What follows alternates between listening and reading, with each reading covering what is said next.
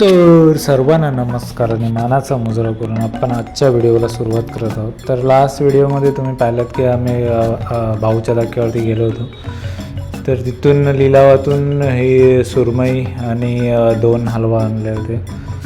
तर ते तिथे भाऊच्या धक्क्यावरती ना तिथे घेतलेले फिश मासे जे आहेत ना ते कटिंग करून सुद्धा भेटतात. पण तिथे जर तुम्ही बर्फामध्ये व्यवस्थित टाकून आणलं नाही तर आणेपर्यंत ती मच्छी आहे ना थोड्या प्रमाणात नरम होऊन जाते. तर मी आहे ना ते हलवा आणि सुरमई घेतली होती ना ती अख्खीच्या अख्खी घेऊन आलेलो आणि घरी कटिंग करणार होतं. त्या कटिंगसाठी लागणारे सुरी आणि हा जो चॉपिंग बोर्ड आहे ना लाकडाचा तो तिथूनच आणला होता.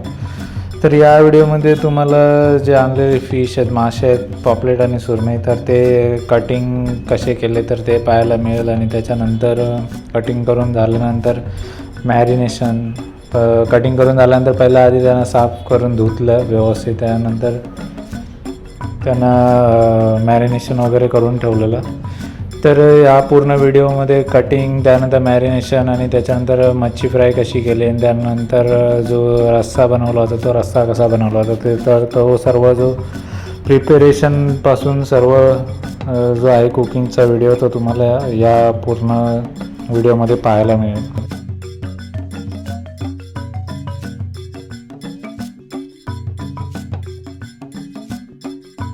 तर मासे जे आहेत ते व्यवस्थित क्लीन करून धुवून झाले होते आणि आता वेळ आली होती मॅरिनेशनची. तर मॅरिनेशनसाठी इथे आलं लसूणची पेस्ट, त्याच्यानंतर तिखट मसाला आणि परत कांदा लसूणचा जो मसाला असतो तो होता. त्याच्यानंतर त्याच्यामध्ये चिकन मसाला ॲड केला होता. सोबत त्याच्याबरोबर आगळ, कारण मच्छी आणि आगळ जे आहे ना हे कॉम्बिनेशन एकदम वेगळंच आहे. जर आंबटपणासाठी जर आगळ वापरलं ना तर मच्छीला अजून वेगळीच टेस्ट येते. तर पूर्ण जो मसाला आहे तो आगळमध्ये भिजवून घेतला होता आणि त्याच्यानंतर जे मच्छीचे जे पीस केले होते त्या पीसला एक एक करून सर्व जो मॅरिनेशनचा मसाला आहे ना तो लावून जवळजवळ अर्धा 1 तास ठेवलं होतं. त्याच्यानंतर जी फ्रायची प्रोसेस आहे ती प्रोसेस चालू केली होती. सोबत यातले जे काही पीस आहेत ना ते जो मच्छीचा सार आहे त्या सार बनवण्यासाठी सुद्धा काढून ठेवले होते.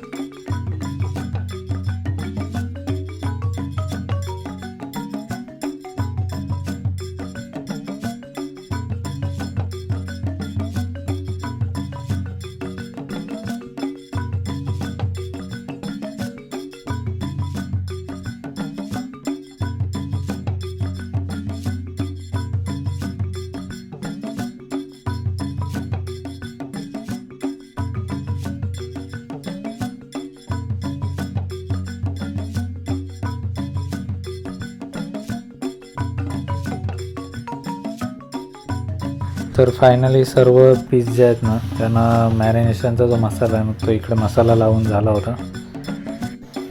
आणि आता एक एक करून जे आहे ना ते मासे तळायला घेतले होते. ते जे मासे आहेत ना तुम्ही जर मंद आचेवरती व्यवस्थित भाजलेत ना तर त्याला एकदम वेगळी म्हणजे चांगली टेस्ट येते. आणि जर समजा त्याला हाय फ्लेमवरती ठेवलं ना तर ते मासे आहेत ते जळून जातात, म्हणजे काळे पडतात पूर्ण. ते काळे मासे ते काळे नाही पडले पाहिजे, त्यासाठी मंद आचेवरती फ्राय करायचे. तर इकडे जो आहे ना रश्श्यासाठी आम्ही टॉमॅटो, कांदा आणि ओलं खोबरंचं जे वाटण आहे ना तर इकडे वाटण करून घेतलं होतं. फ्रायची कोटिंग आहे ना त्याच्यासाठी रवा, बेसन आणि मीठ आणि मसाला टाकून ते कोटिंगसाठी जे मटेरियल आहे ते मटेरियल बनवून घेतलं होतं. आणि त्याच्यामध्ये जे मच्छीचे पीस आहेत ना ते व्यवस्थित पूर्ण कोटिंग आहे ना त्या कोटिंगमध्ये पूर्ण डीप करून नंतर ते तव्यावरती एक एक करून फ्राय करायला ठेवलेले होते.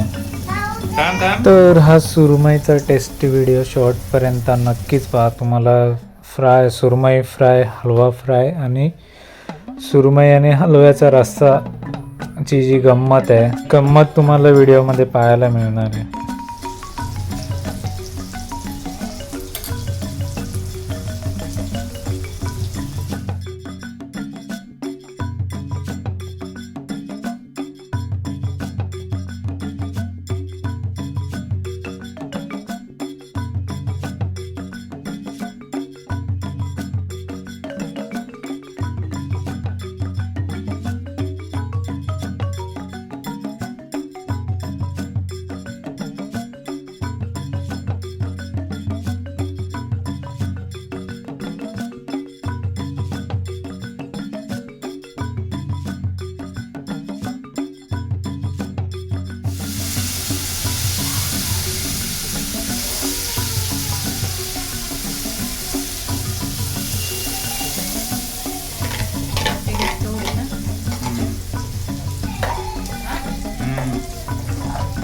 पाणी वाचायला लागलं.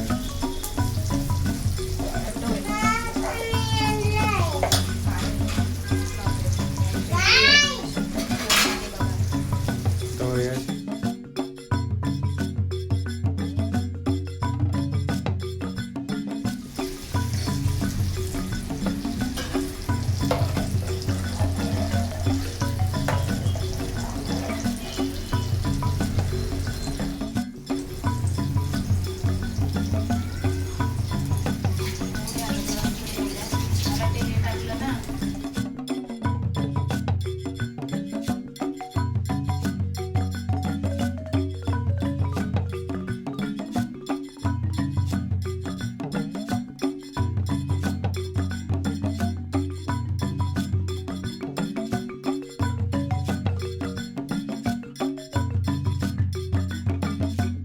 आणि तो तिकडचा जगा.